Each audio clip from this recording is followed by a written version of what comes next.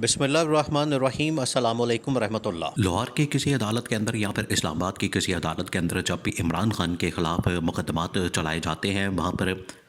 Independent जजेस मौजूद होते हैं, आज़ाद जजेस मौजूद होते हैं। वो उस तरह के जजेस नहीं हैं जिस तरह से काजी फाइज़ ईसा है, और अब काजी फाइज़ ईसा की एक्सटेंशन के तौर पर या पार्ट 2 के तौर पर जो जजेस बिठा दिए गए हैं, जिसमें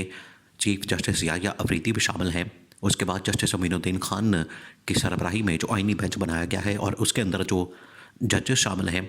जो हुकूमती साइड लेने वाले जजेस हैं, हुकूमत की साइड लेने वाले, हुकूमती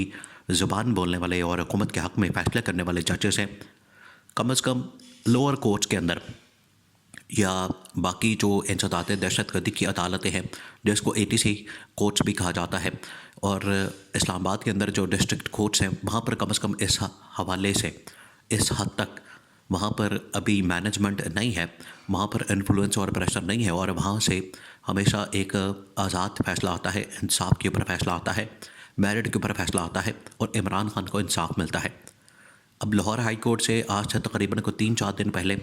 इमरान खान को तकरीबन कुछ 4 मुकदमात के अंदर, 9 मई के मुकदमात के अंदर बिल्कुल फ्री कर दिया गया था और ज़मानत दे दी गई थी, और कहा था कि क्योंकि इन मुकदमात के अंदर इमरान खान के ख़िलाफ़ कोई शवाहिद नहीं है, एविडेंस नहीं है, इमरान खान के ख़िलाफ़ वहाँ पर कोई सबूत नहीं है, और इस बुनियाद के ऊपर इमरान खान को ज़मानत दी जाती है, और अगर इमरान खान मज़ीद किसी केस के अंदर मतलूब नहीं है तो इमरान खान को फिर रिहा कर दिया जाए। इसी तरह से डिस्ट्रिक्ट कोर्ट के अंदर इस्लामाबाद के अंदर एक इसी हवाले से अदालत के अंदर ये मामला चले, जिसमें 9 मई के मुकदमात समेत बाकी इमरान खान के ऊपर जो जलाओ घेराव के मुकदमात हैं, दहशतगर्दी के मुकदमात हैं, कार्य सरकार में मुदाखलत के मुकदमात हैं, बगावत के मुकदमात हैं, और इस तरह के हज़ारों सैकड़ों की तादाद में मुकदमात इमरान खान के ऊपर डाले गए हैं। और ये बेतुके से मुकदमात, जिनका कोई सिर पैर नहीं, जिनकी कोई हकीकत नहीं, जिनके अंदर कोई दमखम नहीं, कोई जान नहीं, उनके अंदर रत्ती बराबर भी कोई सबूत और शवाहिद और एविडेंस मौजूद नहीं, वो तमाम मुकदमात इमरान खान के ऊपर डाल दिए जाते हैं। अब आ जाके इनको इमरान खान ही मिलता है कि उसके ऊपर मुकदमा डाल दो, इमरान खान की बहनों के ऊपर मुकदमा डाल दो, इमरान खान की अहलिया के ऊपर मुकदमा डाल दो, कभी तोशाखाना, कभी साइफर केस, कभी निकाह वाला केस। अब अल कादर ट्रस्ट केस है, वो इस वक्त अदालत के अंदर चल रहा है, अदलिया में वो इस वक्त चल रहा है, सब जुडिस मैटर है, और एक हुकूमती मुशीर सिटिंग जो एडवाइज़र है, मिनिस्टर लेवल का आदमी है, राणा सनावला, वो उसके ऊपर बात करता है और कहता है कि इसमें तो इमरान खान को सज़ा हो जानी है। इससे आप अंदाज़ा कर सकते हैं कि एक केस की अहमियत क्या है, एक केस की हैसियत क्या है, या एक केस की औकात क्या है, कि एक सिटिंग मिनिस्टर उसके बारे में ये इज़हार ख्याल कर रहा है कि इस केस में तो इमरान खान को सज़ा हो जानी है। तो भाई, आपको कैसे पता चला कि इमरान खान को इस केस में सज़ा हो जानी है? आपके पास कौन सी ऐसी ख़बरें मौजूद हैं, आपके पास कौन से ऐसे सोर्सेस हैं जो कि जज के दिमाग के अंदर चले गए हैं, या आपके पास कौन सी ऐसी चीज़ है जो कि जज के दिमाग पर चली गई है, वहाँ से आपने ये नतीजा अख़ज़ किया है कि इसमें तो इमरान खान को सज़ा हो जानी है? तो ये सारे जितने मामलात हैं, इससे ये नतीजा अख़ज़ किया जा सकता है कि इमरान खान को सिर्फ़ और सिर्फ इंतकामी कार्रवाई का निशाना बनाया जा रहा है। इसके अलावा और कोई वजह नहीं है, इसके पीछे और कोई वजूहात नहीं है। इसी वजह से तो आज पाकिस्तान के अंदर से भी प्रेशर बिल्डअप हो रहा है, पाकिस्तान की हुकूमत के ऊपर, पाकिस्तान के इस्टेब्लिशमेंट के ऊपर, और आलमी सतह से भी पाकिस्तान के ऊपर प्रेशर बिल्डअप हो रहा है इमरान खान को लेकर, कि इमरान खान को जिस तरीके से इंतकामी कार्रवाई का निशाना बनाया जा रहा है, ये इस किस्म की जमहूरियत होती है? क्या आप इसे जमहूरियत कहते हैं? क्या इसको आप जमहूरियत कहते हैं? जो यहाँ पर नारे लगाते थे कि जमहूरियत बेहतरीन इंतकाम है, जो कहते थे वोट को इज़्ज़त हो, जो जो इन्होंने नारा लगाया, जो जो इन्होंने दावा किया, उसकी इन्होंने धज्जियाँ उड़ा दी। ये शरीफ ख़ानदान बड़े नारे लगाया करता था इलेक्शन से पहले, आज से तकरीबन, बल्कि इमरान खान के दौर में, वोट को इज़्ज़त हो, वोट को इज़्ज़त हो। तो इन्होंने वोट को इज़्ज़त दी है। 8 फरवरी 2024 को सारे वोट पड़े इमरान खान को। क्या इन्होंने उस वोट की इज़्ज़त की है? क्या इन्होंने वोट की इज़्ज़त की है? इन्होंने तो वोट के साथ रेप किया है, इन्होंने तो वोट के साथ जना किया है, इन्होंने तो वोट की इज़्ज़त की पामाल किया है, इन्होंने तो वोट को तहवाला कर दिया है, वोट के ऊपर हमला किया है, वोट चोरी किया है, वोट के ऊपर डाका मारा है। तो ये वोट की इज़्ज़त की है?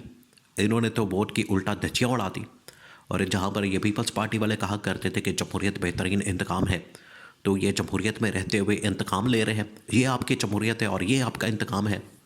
कि जमहूरियत में रहते हुए आप एक पार्टी के ख़िलाफ़, उसके सरबराह के ख़िलाफ़ इंतकामी कार्रवाई की आप इंतहा की हदों को छू रहे हैं और आप उसके ऊपर बात करने के लिए तैयार नहीं। पीपल्स पार्टी वाले उसके ऊपर बात करने के लिए तैयार नहीं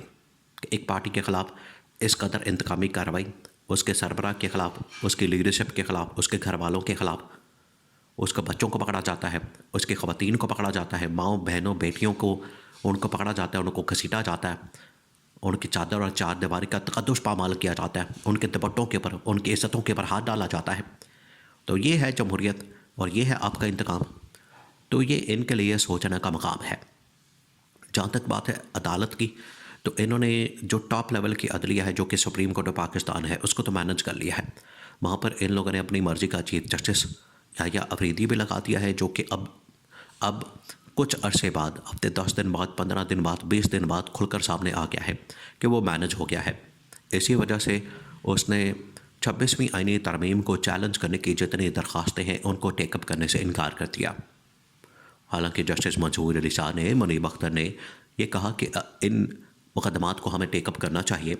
और इन मुकदमात को टेकअप करके हमें पहले जो 26वीं आईनी तरमीम है इसका स्टेटस क्लियर करना चाहिए। इसका स्टेटस जो है वो जांच पड़ताल करनी चाहिए और इसकी हैसियत को हमें डिफ़ाइन करना चाहिए कि ये आइन का हिस्सा है या नहीं है। क्या पार्लियामेंट को इस आईनी तरमीम का इख्तियार है या नहीं है, पहले हमें इसको क्लियर कर देना चाहिए। बाद में हमें